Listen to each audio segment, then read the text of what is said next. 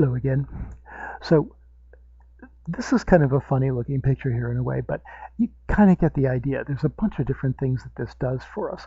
And one thing to notice, anything that you either cut or copy, when you paste it, creates a whole new layer. That's just the way this works.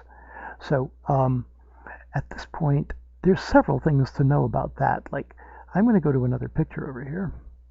It's a little bit of a dramatic shock here. And let me hit Control 0 to fit on screen. Yeah, nobody's watching you. What happens if I hit Edit, Paste here? Well, there he is. He's walking off into her eyeball. Now, I don't even know. It's some sort of child's eye or something like that. So whatever it is that you copy here and paste there, it'll appear, right? You're just moving around. It's like using two Word documents at the same time and shuttling text around between them. Now, the thing that this gives away also is the radical difference between the settings for this document and the other one. So let's see if we can figure out what's going on with that. Right. Remember earlier, image size. This is another 300 pixel per inch document. What's the significance of that? You could print it and it would not disappoint you from a density of information point of view, right? What about back here? Image size. And it's almost ridiculous, isn't it? This is huge from an inches point of view, and it's really low from a resolution point of view. So, I mean, first of all, what in the world would you print that is like almost 60 inches across, right? But this resolution at 72 just, makes the thing really kind of low. Let's see what the pixel dimensions are like. They're really quite big. Now, if you relate that to a typical screen size, I mean, a lot of screen sizes are going to be like 2,000 pixels across. So it means that if you're looking at this thing at full size, it's probably twice as big as the screen you're sitting on. Now, I can change that. But it's a weird thing to do with another thing pasted into it. I'm just gonna live with that as it is, right? All right. Now we have this guy over here. He's floating around as a new layer on this one too. I can just delete him. I'd simply hit the delete key to make him go away. All right. Now let's get weird. So let's say we have the selection tool called the magic wand selected, right? And we're on this giant eyeball picture. So what happens if we now say select subject? Remember this automatic algorithm?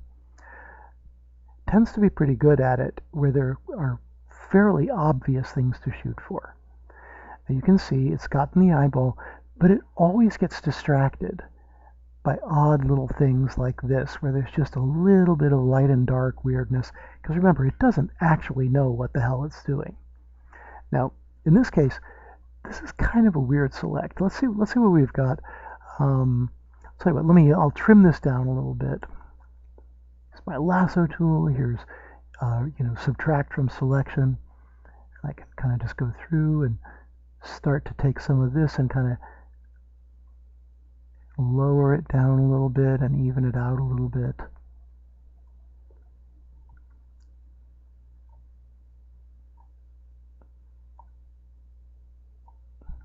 Right.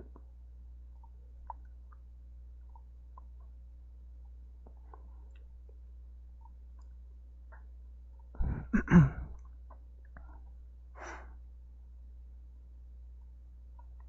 right, now I want to do just a little bit of add. Let's get the tear duct in here. Let's get that little bit right there. And let's get this bit over here. Okay, now this is not perfect by any means, but let's see what we do have, right? So edit, copy. What's the copy control key? It's Control C, right? And of course, it only works if you've selected something. Let's go back here. Now, there's bound to be a weird discrepancy here when we paste, right? You remember what's going on with the size? So there's the eye. The relativity between proportion and resolution here, the 300 pixels per inch of this screen makes the details more fine-grained. the 72 pixels per inch of the other place makes the details of that pretty loose and sloppy. This thing is huge, but it would not print attractively at all. All right, I'm at my mark, so I'm going to shut it down and come back in a minute.